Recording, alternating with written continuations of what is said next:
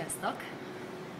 Az a helyzet, hogy teljes izgalomban vagyok, itt állok az aréna előtt, és most jön a Seal koncert, és el kell, hogy mondjam nektek, hogy hihetetlen élményeim vannak, mert Seal konkrétan ott áll, most épp ott sétálgat és fényképezget, tehát hihetetlen, hogy itt állok, és ő ott van, és Seal.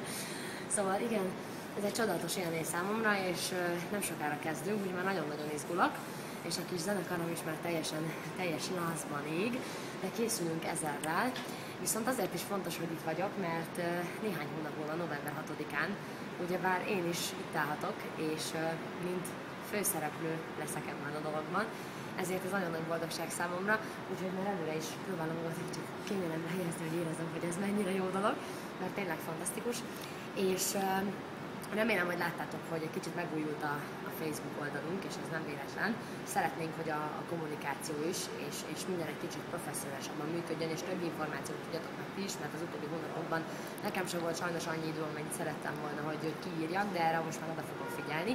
5 darab ember lesz, aki mindig írogatni fog kifelé, ez egyik a gitárosom Wagner, akit szerintem már ismertek sokan, Kácia Hegedűsöm, aki még ki fog írogatni, a nővérem Regina, és Norbi, aki most az új Facebookot csinálja, többek között én.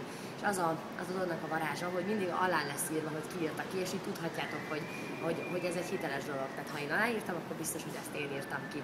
Hát nagyon izgalommal készülök, és a mai estére is, és november 6-ára is, úgyhogy nézzétek tovább itt a Veca TV-t, a Veca Facebook oldalon, és vigyázzatok magatokra, és szurkoljatok nekem nagyon, mert nagyon izgulok. Legyetek jók, sziasztok!